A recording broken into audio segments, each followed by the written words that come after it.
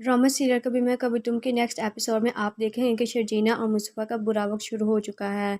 35 लाख का इल्ज़ाम जब लगता है तो घर छोड़कर वो दोनों ही चल जाते हैं। यहाँ रुबाब अदील और उसकी फैमिली को ऐसा सबक सिखाएगी कि अदील के अम्मी अबू हैरान रह जाएंगे।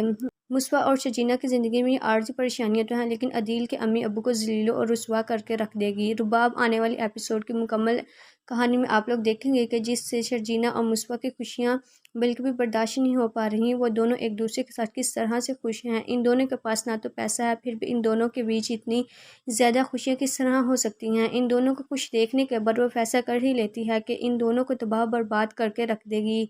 घर में भी इसकी इज़्ज़त इंतहा से ज़्यादा है क्योंकि इसके पास पैसा है और दिल के पास भी। सुबह नाश्ता करने के लिए इस बार शर्जीना मुस्तफ़ा बाहर जाने का प्लान बना ही लेते हैं। अच्छी तरीके से तैयार होने के बाद जैसे ही वो जा रहे होते हैं, वहाँ पर रुबाब जो इन दोनों को देख रही है, इससे भी बिल्कुल बर्दाश्त नहीं हो पा रहा कि इन दोनों के एक साथ खुश रहना। वहाँ पर जैसे ही वो बाइक पर बैठकर एक दूसरे के साथ खुशी खुशी जाते हैं, तो इन्हें भी इस बात का अंदाज़ा हो जाता है कि रुबाब इन्हें देख रही है और इसे जलाने के लिए वो और भी ज़्यादा चिपक कर बैठ जाते हैं बाइक पर। जिसके बाद रुबाब जो दिल ही दिल में कह रही होती है कि तुम्हें और तुम्हारे यूज़लेस हस्बैंड को यूज़लेस एटीट्यूड के साथ तो मैं बताऊंगी कि यहाँ तुम्हारा रहना मुश्किल ना कर दिया तो मेरा नाम भी रुबाब नहीं।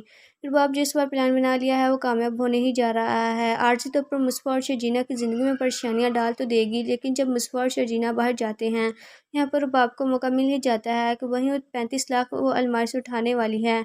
कमरे में जाती है और वहाँ पर वो पैसे खामोशी के साथ उठा ही लेती है। मुस्तफ़ा की माँ को ज़रा भी पता नहीं चलने देती, तो पैसे लेकर जैसे ही वो निकलती है तो वो पैसे मुस्तफ़ा और शर्जीना के कमरे में छुपा देती है। इस बार जब हंगामा लगेगा तो पूरे घर की तलाशी होगी। तलाशी लेने के बाद वो पैसे मुस्तफ़ा और शर्जीना के कमरे से मिलेंगे।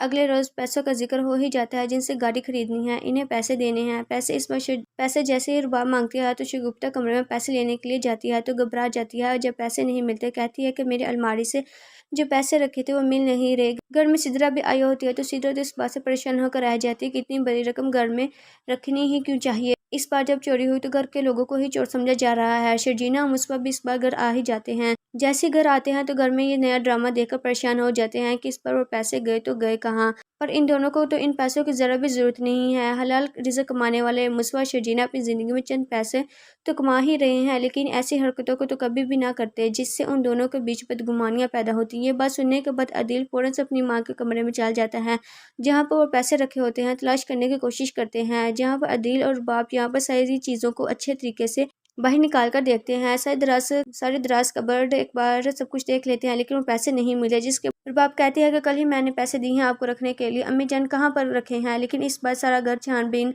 करने के बाद वो फैसला कर ही लेते हैं कि मुस्तफ़ा शर्जीना के कमरे की भी छानबीन की जाए। लेकिन मुस्तफ़ा शर्जीना इस बार साफ साफ कह देते हैं कि हमारे कमरे की तलाशी नहीं ली जाएगी। घर में चोरी हो गई है तो तलाशी लेते फिरेंगे। यहाँ पर मुस्तफ़ा को भी सिदरा रोकने की कोशिश करती है और कहती है कि कोई बात नहीं मुस्तफ़ा, अगर तुमने पैसे नहीं चुराए तो क्या मसला है, तुम अपने कमरे की तलाशी लेने दो। और बाबू दोनों को कहती है कि ठीक है, अगर कमरे की तलाशी नहीं लेने दोगे तो मैं पुलिस को बुला लेती हूँ, तो खुद ही इन्वेस्टिगेशन करवा लेंगे, पैसे जहाँ से भी मिलेंगे वही कसूरवार होगा। रुबाब कहती है कि मुस्तफ़ा जिस तरह तुम एक्ट कर रहे हो मुझे लगता है पैसे तुमने ही चुराए हैं। ड्रामा से कभी मैं कभी तुम की इस एपिसोड में आप सब लोग ये कुछ देखने वाले हैं। मज़ीद इस तरह की वीडियो देखने के लिए मेरे चैनल को लाइक और सब्सक्राइब करें।